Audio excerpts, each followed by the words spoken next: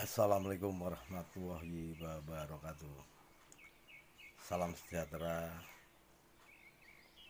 salam bahagia, subscriber maupun viewer dimanapun Anda berada.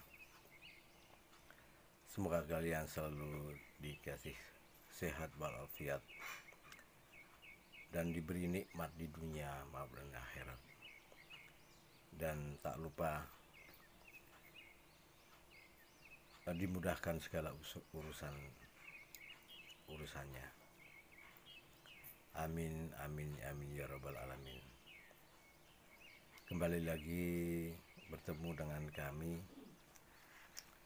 di review Cut Nyadin atau sejarah Cut Nyadin yang akan kami review hari ini. Semoga review ini akan selalu bermanfaat bagi kalian semua untuk mendapatkan ilmu atau sedikit wawasan dari kami, dan semoga kalian akan selalu terhibur di channel kami ini. Saya di sini mau melanjutkan cerita Cut Nyadin, cerita sejarah yang tidak bisa kita lupakan, karena perjuangan Cut Nyadin dan perjuangan para pahlawan kita yang telah gugur, yang kita kenang selama-lamanya. Karena dengan semua ini, karena perjuangan pahlawan kita, pahlawan bangsa Indonesia ini, kita bisa merdeka, kita bisa menikmati kehidupan ini dengan tenang, dengan senang, dengan bahagia atas perjuangan-perjuangan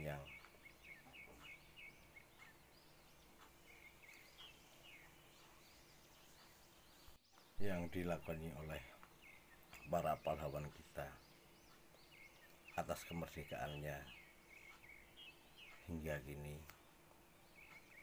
Semoga pahlawan-pahlawan mereka, kita semua, akan selalu diberi nikmat, diberi hidup yang lebih bahagia di alam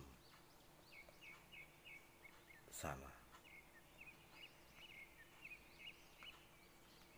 Saya sedikit mau bercerita lagi atau meneruskan kembali sejarah Cut Nyadin selama perkawinan dengan Teungku Umar. Teungku Umar setelah menikah dengan Cut Nyadin,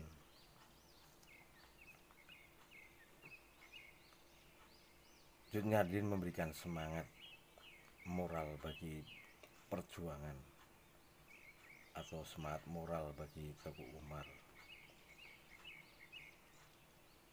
atas perlawanan atau melawan penjajah Belanda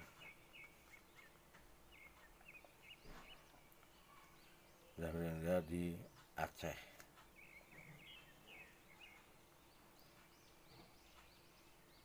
Teungku Umar pada waktu itu punya ide yang cemerlang pada waktu melawan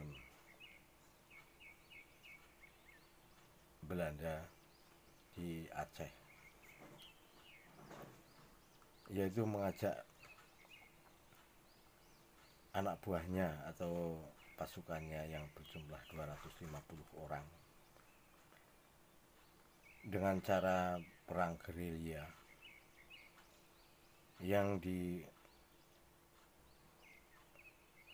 dikobarkan perang fisabilillah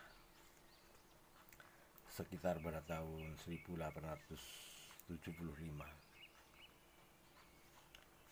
Teungku Umar melakukan gerakan dengan mendekati Belanda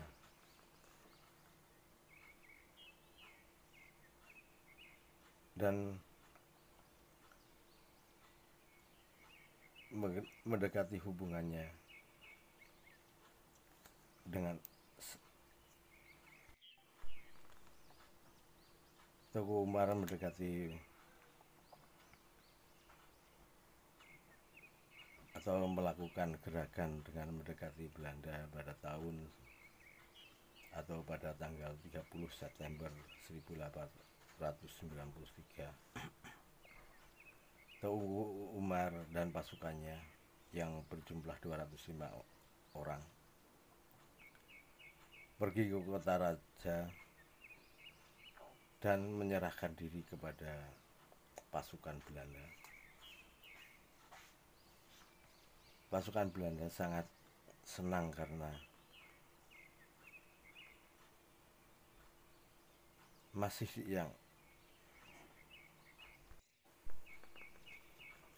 musuh yang dianggap paling berbahaya mau menyerahkan diri kepada Belanda. Belanda sangat senang karena mau membantu mereka, sehingga mereka memberikan Teguh Umar, yaitu gelar Teguh Umar Johan Pahlawan, dan menjadikan komandan unit pasukan Belanda dengan kekuatan penuh. Teguh Umar merahasiakan rencana untuk menipu Belanda, meskipun ia dituduh sebagai pengkhianat oleh orang-orang Aceh. Pada waktu itu, Cut Nyaden mencoba menasihati suaminya untuk melawan Belanda kembali. Namun Teguh Umar masih terus berhubungan dengan Belanda karena tekad yang bulat yang ingin menghancurkan Belanda dengan cara-caranya dia sendiri. Teguh Umar mencoba untuk mempelajari taktik Belanda, sementara Belanda pelan-pelan mengganti sebanyak mungkin orang-orang Belanda di unit yang dikuasainya. Ketika jumlah orang Aceh pada pasukan tersebut cukup,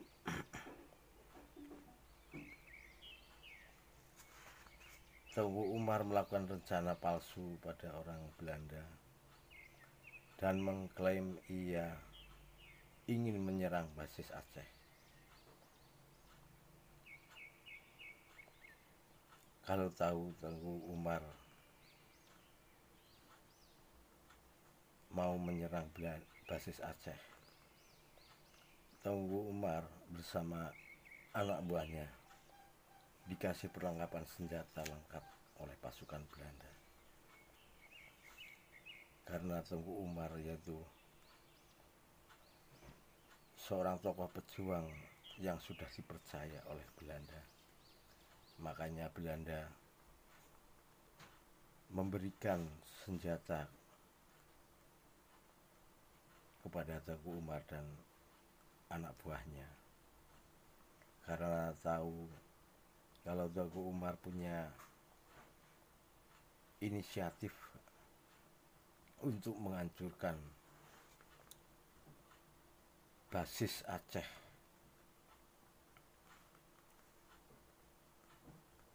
Teguh Umar dan Cut Nyaden akhirnya pergi dengan semua pasukannya dan dengan perlengkapan berat, senjata dan amunisi yang udah didapat dari orang Belanda. Pada akhirnya Cut Umar dan pasukan lainnya tidak kembali lagi ke markas Belanda. Makanya Taktik itu diberi pengkhianatan ini disebut Hetverat van Teguh Umar atau pengkhianatan Teguh Umar. Hetverat van Teguh Umar ini diucapkan oleh orang-orang Belanda atau tokoh-tokoh atau jenderal-jenderal Belanda. Tengku Umar yang mengkhianati Belanda menyebabkan Belanda marah dan menghancurkan, dan Belanda melancarkan operasi besar-besaran untuk menangkap Tengku Umar dan Cut Nyaddin yang telah mengkhianati Belanda. Namun gerilyawan kini dilengkapi perlengkapan dari Belanda. Mereka mulai menyerang Belanda. Sementara Jenderal Van Swieten atau jenderal pasukan Belanda diganti oleh Johannes Ondervirus Jacobus Hubertus Pel. Dengan cepatnya penggantinya ini terbunuh dan pasukan Belanda merasa kekacauan. Belanda lalu mencabut gelar Tengku Umar dan membakar rumah dan mengejar keberadaan pasukannya.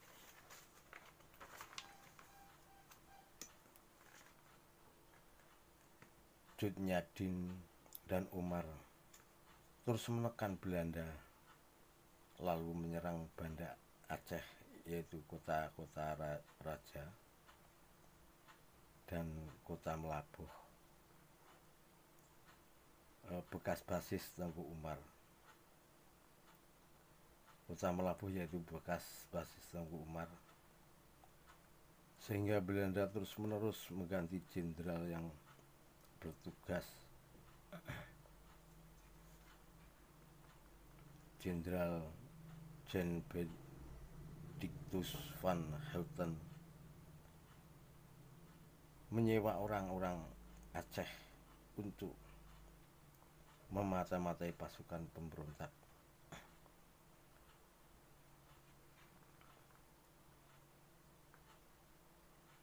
Orang-orang yang disewa oleh Aceh dijadikan informan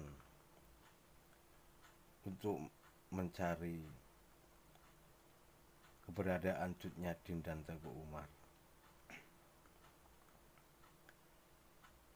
sehingga Belanda menemukan rencana Tengku Umar dan Cut Nyaddin untuk menyerang markas Belanda di Melabuh. Tepat pada tanggal 11 bulan 2 1899, Tengku Umar selalu dikejar-kejar dan dicari, akhirnya ketemu, dan Tengku Umar akhirnya tertembak oleh pasukan Belanda. Demikian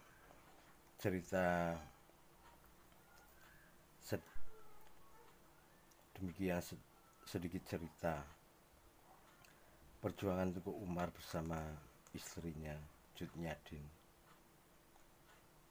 Semoga akan bermanfaat dan menambah sedikit ilmu dari peristiwa bersejarah seorang tokoh pahlawan nasional. Tokoh pahlawan nasional kita, Tengku Umar dan Cut Nyaddin pada waktu itu. Jangan lupa subscribe and like-nya. Apabila perlu di-share pada teman-temannya. Apabila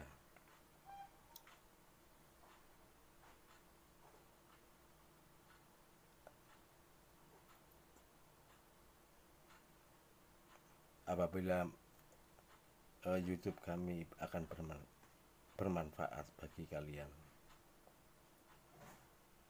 dan untuk mendukung channel kami untuk berkembang. Demikian dari kami. Jangan lupa subscribe and like-nya. Dan kami akan melanjutkan sejarah tentang Cut Nyak Dien untuk episode kelanjutannya. Assalamualaikum warahmatullahi wabarakatuh. Salam sejahtera, salam sehat semua.